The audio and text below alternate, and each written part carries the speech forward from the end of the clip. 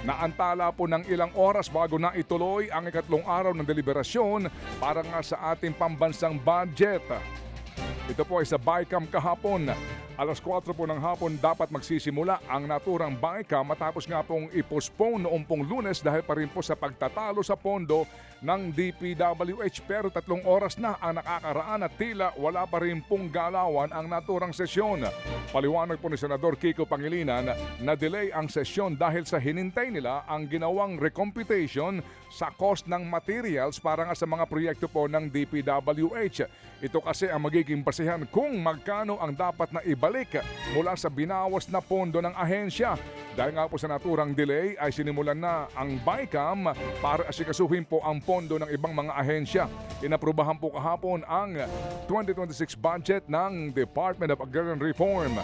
Pero pinalipas muna hong pag-usapan ang pondo na kalaan sana para po sa National Irrigation Administration.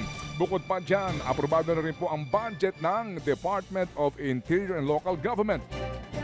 Samantala po naman, hindi po naman isinasantabi ni Senate President Tito Soto ang isinusulong ng ilang mga nasa mayorya ng Senado tungkol sa pagkakaroon po na lamang ng reenacted budget sa Enero o sa buong first quarter po ng 2026. Mas mainam daw kasi ito kaysa magkaroon ng budget na hindi gaano napag-aralan. Sa ilalim po ng isang reenacted budget, ang gagamitin po ng pamahalaan muna ay ang naisabatas na budget noong pong kasalukuyang taon. Samantala, kahit nagsorry na at umamin nga sa kanyang pagkakamali si DPWH Secretary Vince Dizon, hindi pa rin daw sigurado na maibabalik ang tinapyas na 45 billion pesos na pondo sa DPWH. Isa pa naman ang pondo ng ahensya sa dahilan kung bakit nagkaroon ng deadlock ngayon sa BICAM. Hindi kasi magkasundo ang mga senador at kongresista kung dapat nga bang maibalik ang pera sa ahensya o hindi. Nagsumiti na raw ang DPWH sa Senado ng mas detalyadong datos para makwenta kung magkano talaga ang dapat na maibawas sa proyekto. Ayon kay Senate Finance Committee Chairperson Sherwin Gatchalian, pag-aaralan nilang mga ito. Kapag na-validate na, ia-apply daw ito sa mga proyekto. Hindi direktang sinabi ni Gatchalian kung ibabalik ba o hindi ang 45 billion pesos budget ng DPWH. Pero ang mahalaga, masigurong walang makalulusot na overpriced items at maipatupad ang mga proyekto.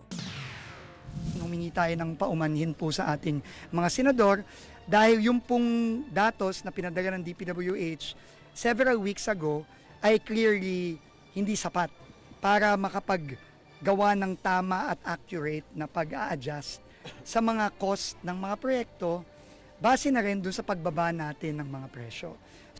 Yan nga po ang tinig ni DPWH Secretary Vince Dizon. Mamaya mga kapatid, kami po magkakaroon ng malalimang diskusyon sa issue pong ito ng proposed budget ha.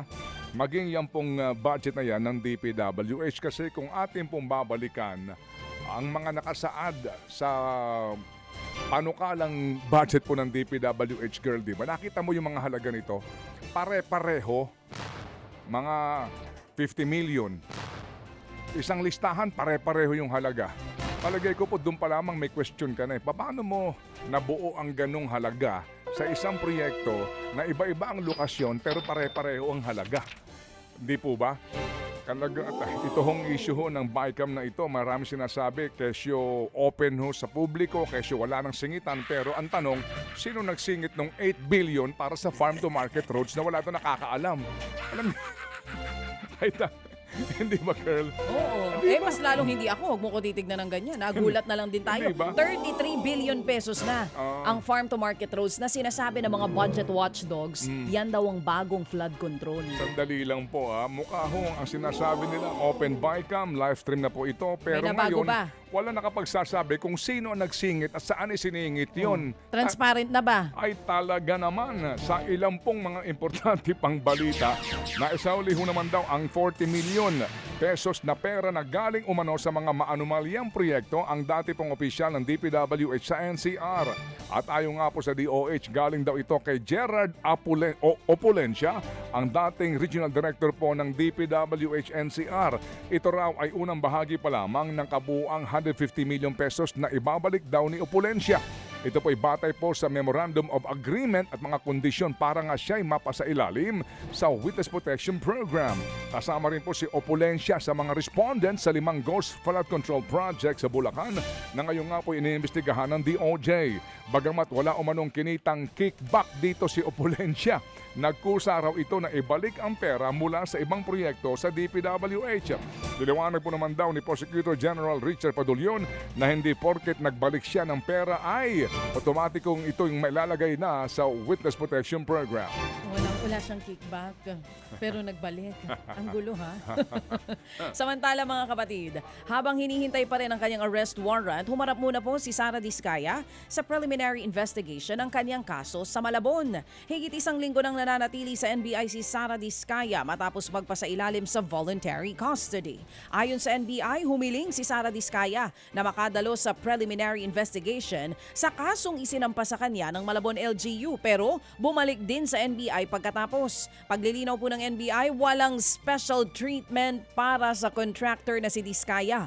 Pinayagan lamang daw siyang makaalis dahil hindi pa naman talaga siya naaaresto, kaya po pwede pa siyang umalis sa kustodiya ng NBI anumang oras.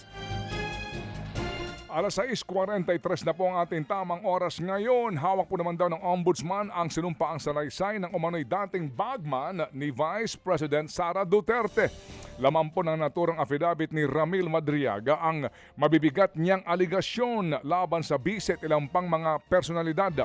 Kabilang dyan ang kandidatura po ni VP Sara noong pong 2022 national elections na pinondohan umano ng pogo operators at mga drug lord.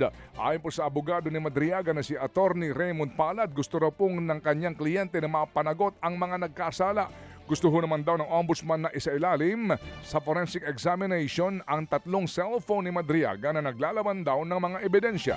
Nasa pangangalaga ngayon ng hukuman ang mga cellphone na ito na nakuha kay Madriaga nang siya po'y mahuli. Nakakulong ngayon sa BJMP sa Taguig si Madriaga dahil sa kasong kidnapping. Mga kapatid, brothers and sisters, saan ka pa? Dito na tayo sa totoo.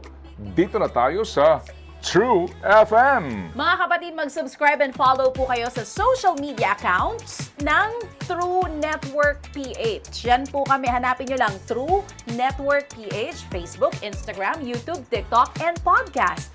Mapa Apple or Spotify man yan, mahahanap nyo kami. Lahat ng mga napapanood at napapakinggan nyo po sa programa, nasa social media accounts namin yan. So, paano mga kapatid? See you sa social media!